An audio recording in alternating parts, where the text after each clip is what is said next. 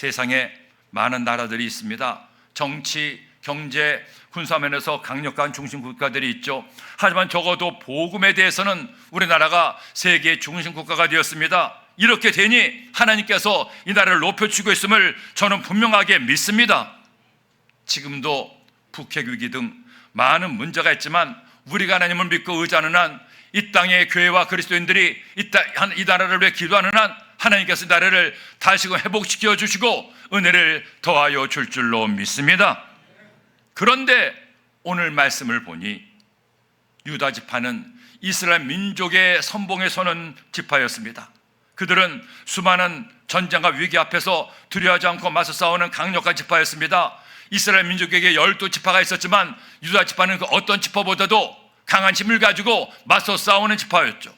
헌데 그런 지파들 가운데 이스라엘 민족의 중심에 서 있던 지파가 있습니다. 선봉 지파가 유다 지파였다면 중심에 선 지파가 어느 지파였습니까? 바로 레위 지파였습니다.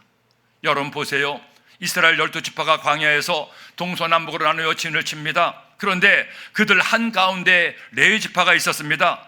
하나님의 법궤를 모신 레위 지파야말로 이스라엘 모든 민족이 지키는 중심이 되었다는 겁니다.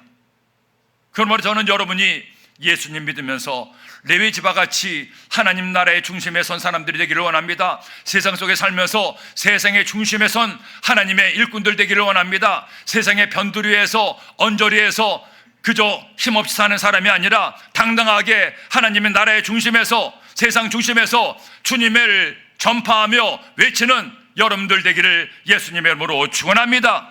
그 어떤 이들보다도 하나님의 복을 받아 복을 나누고 전하는 세상의 중심 되기를 예수님의 이름으로 축원합니다. 그렇다면 레위 지파가 어떻게 그들 민족의 중심에 설 수가 있었습니까? 우리가 어떻게 살 때 하나님 나라의 중심에, 세상 나라의 중심에 서서 주님의 이름을 높일 수가 있겠습니까? 첫째로 하나님의 편에 설 때 세상의 중심에 설 수 있습니다. 여러분, 이스라엘 백성들이 애굽에서 노예로 온갖 고통을 당하고 있을 때 하나님께서 그들을 구원하시기로 작정하셨죠.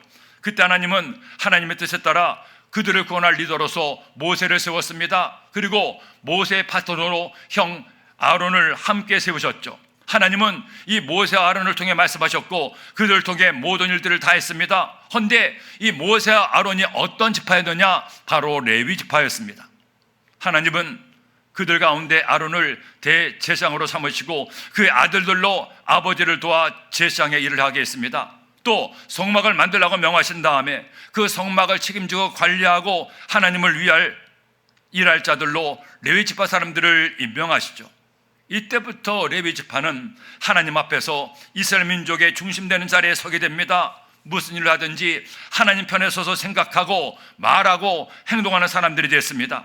많은 사람이 하나님을 배반하고 모세와 아론을 죽이려 할 때 목숨 걸고 그들을 지킨 사람 역시 레위 지파의 비느하스였습니다. 광야 40년 생활 동안에 언제나 하나님의 법궤를 지키고 하나님을 예배한 사람들 역시 레위 사람들이었습니다. 뿐만 아니죠. 역대 20장에 보면 유다 나라가 세 나라 연합간의 침략을 받아 큰 위기를 만납니다. 이때 여호사밧 왕의 명령에 따라 칼과 창압에서 하나님을 찬양했던 성가대 역시 레위 지파였습니다. 자, 어떻게 레위인들이 세상의 중심에, 하나님 나라의 중심에 설 수 있었습니까? 그들은 어떤 상황 가운데에도 하나님 편에 섰습니다. 성경은 이처럼 말씀하죠. 민수기 3장 12절에 보니 보라, 내가 이스라엘 자손 중에서 레위인을 택하여 이스라엘 자손 중에 태를 열어 태어난 모든 자를 대신하게 하였은즉 레위인은 내 것이라. 레위인은 하나님의 것이 되었다는 겁니다. 레위인이 하나님의 것이 되어 모든 일 할 때마다 하나님 편에 설 때 하나님께서 그들로 하나님 나라의 중심에 서게 했던 거예요. 여러분, 하나님은 저와 여러분이 세상의 중심에 서서 당당하게 나의 삶을 즐기기를 원합니다. 하나님의 자녀가 세상 변두리에 서매는 것을 원하지 않습니다. 하나님을 믿는 저와 여러분이 잘되고 형통하며 무엇을 하든지 당당한 주인공의 삶을 살기를 원하십니다.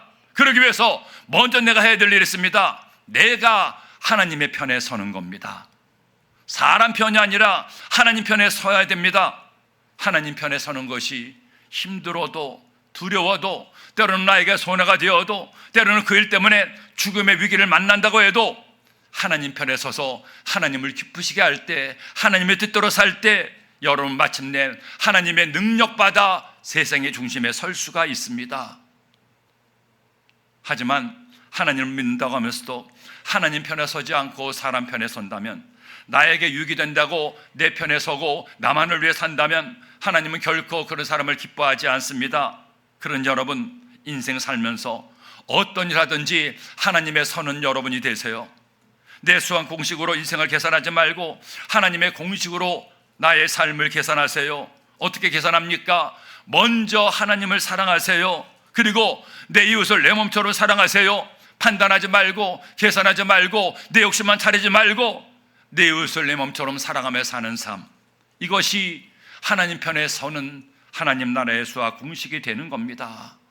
그렇게 내가 하나님을 기쁘시게 하고 하나님 편에 서서 생각하고 말하고 행동할 때 하나님도 내 편이 되어 주시는 거죠.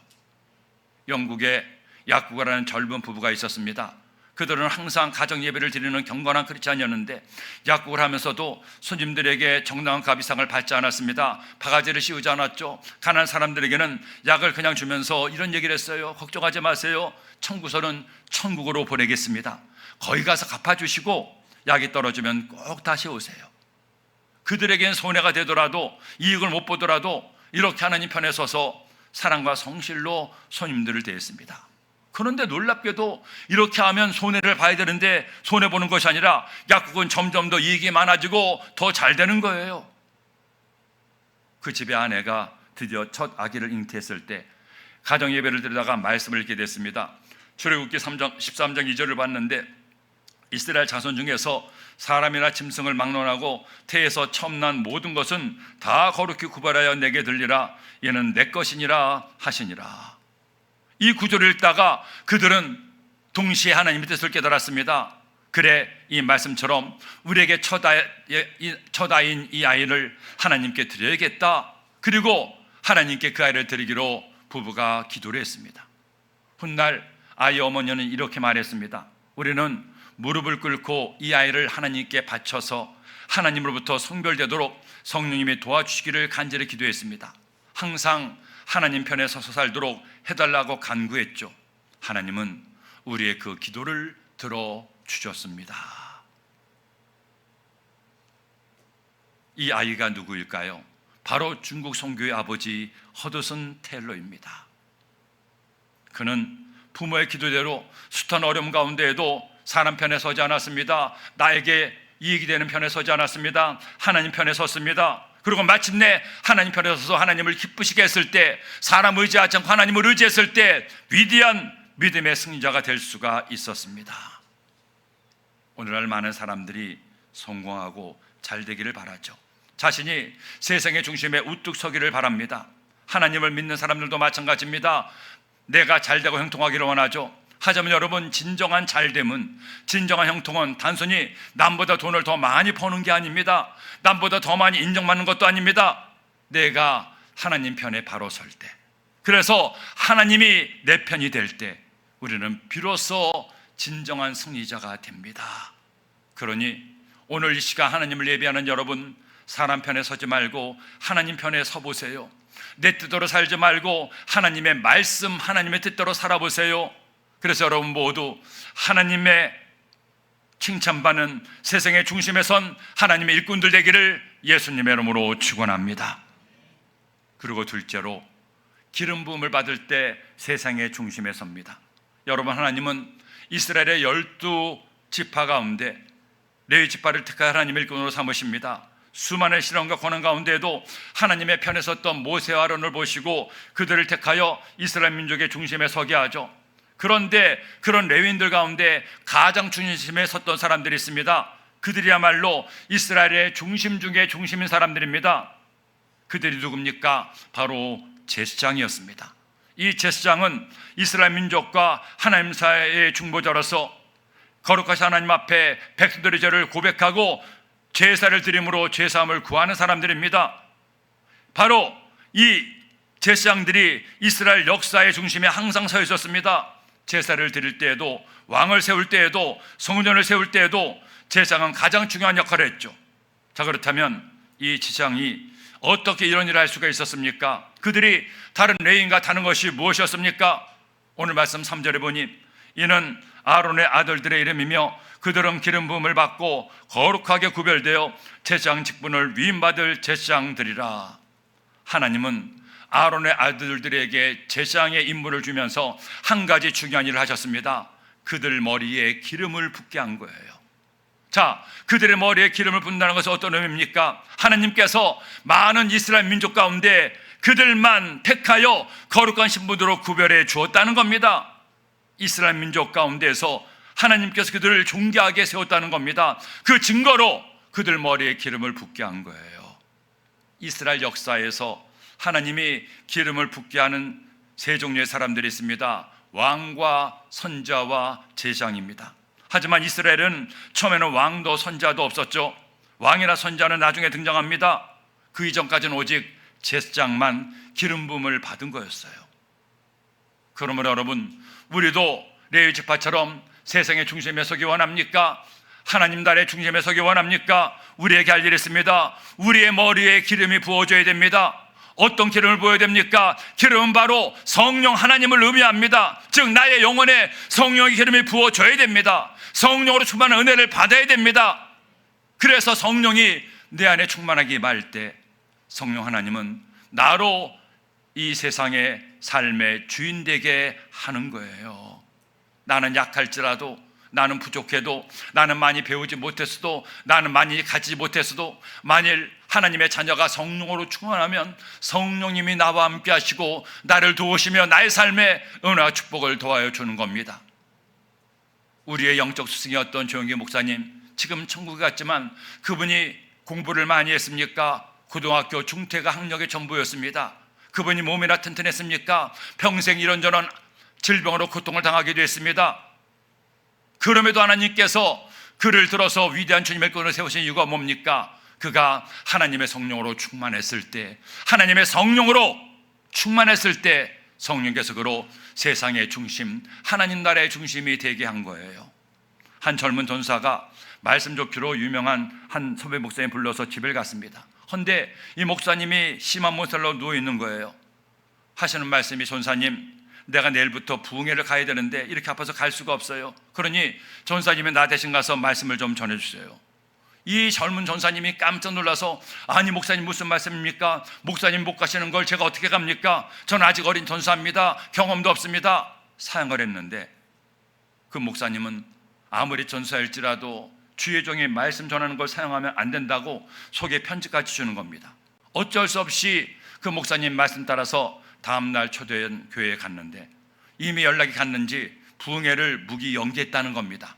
그러면서 하시는 말씀이, 그래도 모르고 성도들이 있을 수 있으니 하룻밤만 예배를 드리기로 결정을 했다는 거예요. 목사님이 하루만이라도 전사님 설교를 시켜보라고 했으니 한번 해보세요 하고 그 교회 장로님 말씀을 하는데 영 마음에 안 들어 하는 겁니다.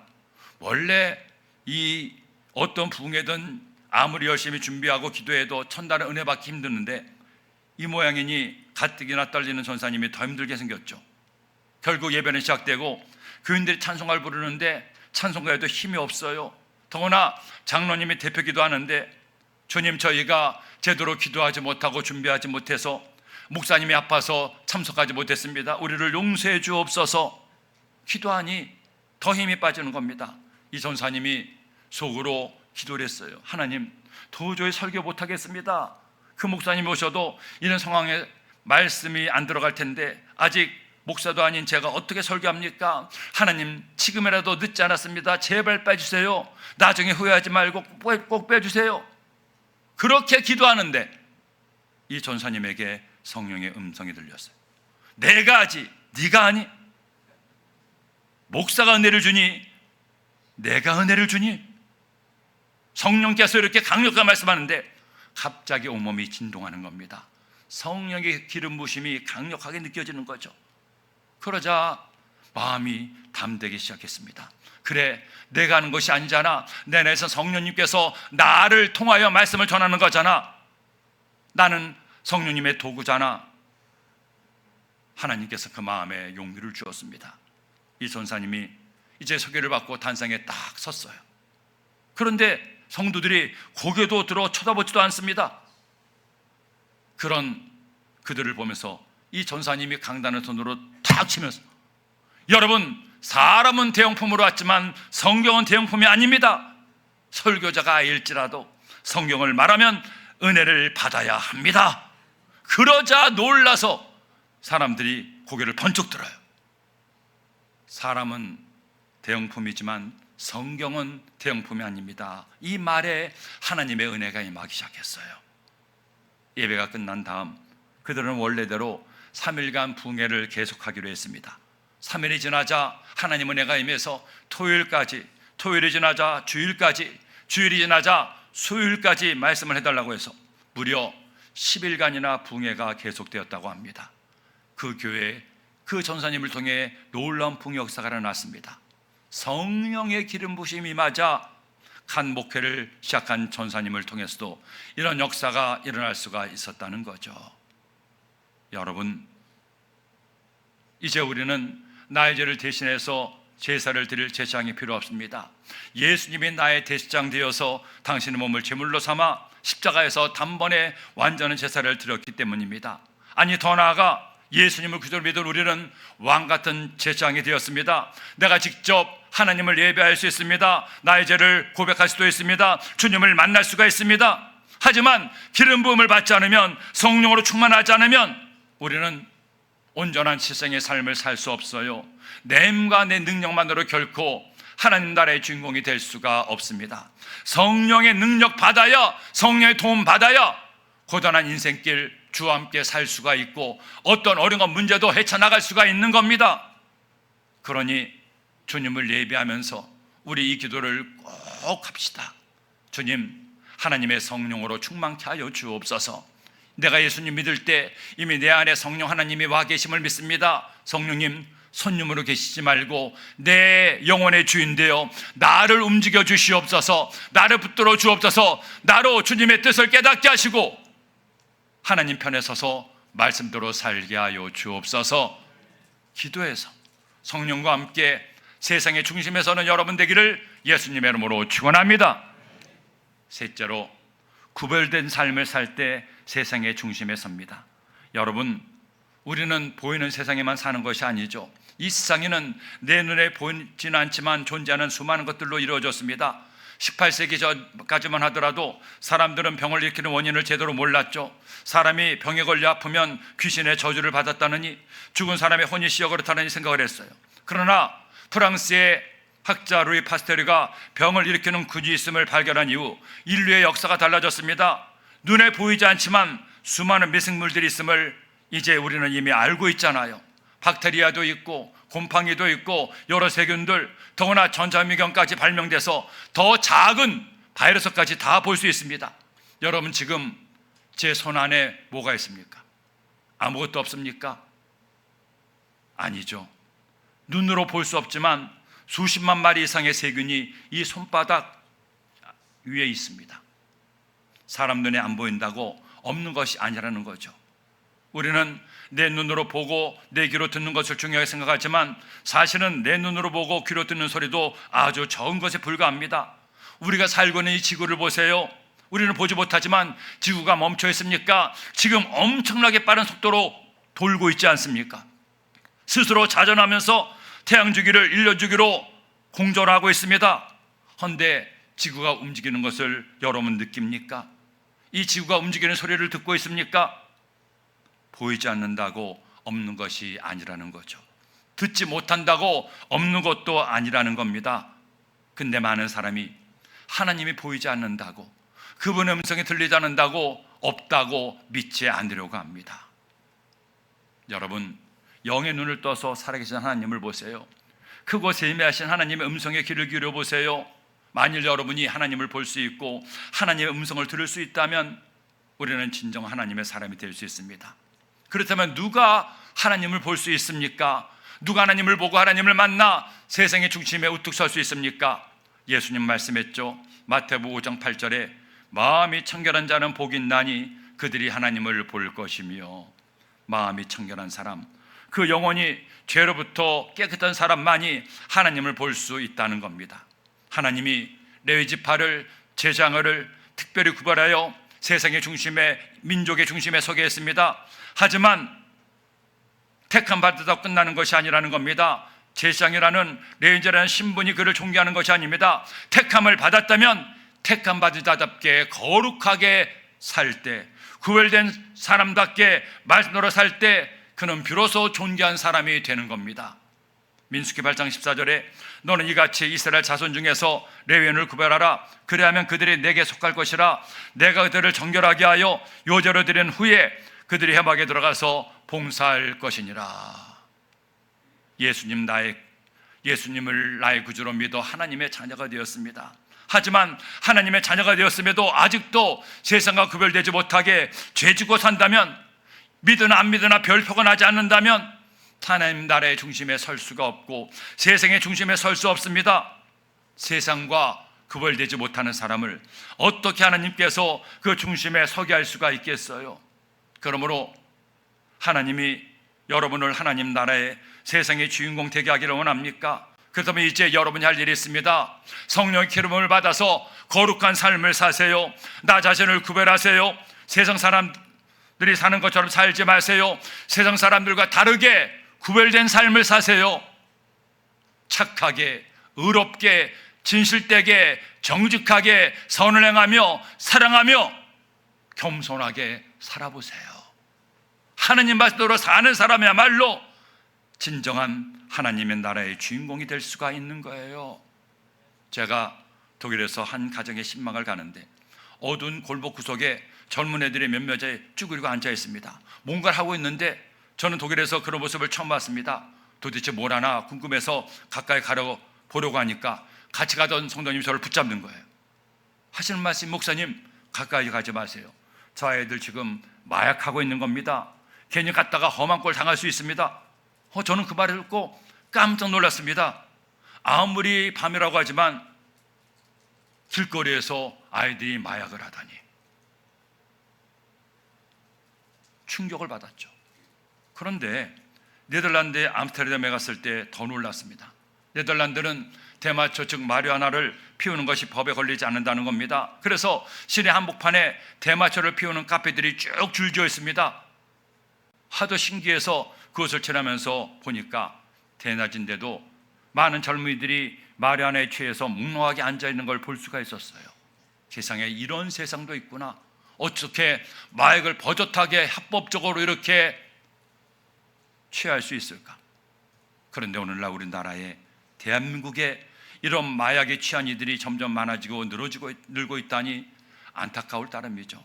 분명히 세상은 점점 잘 산다고 하는데, 문명은 더욱더 발달한다고 하는데 점점 더 세상이 악해져 가고 있습니다. 죄는 더욱더 번성해 가고 있습니다. 이런 세상 속에서 우리가 예수님을 믿어 하나님의 자녀가 되었습니다. 어떻게 살아야 됩니까? 예수님을 믿는다고 하면서 여전히 죄짓고 죄와 타협하고 악하고 추한 것에 마음을 빼앗기면 되겠습니까? 아니잖아요. 우리가 하나님 나라의 중심에 서라면, 세상의 중심에 서서 당당하게 주님을 외칠 수 있기를 원한다면 우리는 거룩하게 구별된 삶을 살아야 됩니다. 오늘은 어제보다, 내일은 오늘보다 더 착하고 의롭게 바르게 살기 위해서 몸부림치며 노력해야 됩니다. 그런 나의 노력과 수고와 최선 다함을 하나님께서 보시고 그런 여러분에게 주의 은혜와 축복을 더하사 세상의 중심에, 하나님 나라의 중심에 서게 하는 겁니다. 저는 여러분이 레위 지파와 같이 당당하게 인생을 살아내기를 소원합니다. 삶이 아무리 힘들고 고단하고 어려움과 문제가 있어도 흔들리지 마세요. 염려하지 마세요. 하나님만 내 편 되시면 어떤 상황 가운데도 우리는 당당하게 살아갈 수가 있습니다. 가진 것은 많지 않아도, 배운 것은 적더라도, 힘과 능력은 없을지라도 주님이 내 편 되시면 주님은 나와 함께 하사 마침내 저와 여러분으로 세상의 중심에 서게 합니다.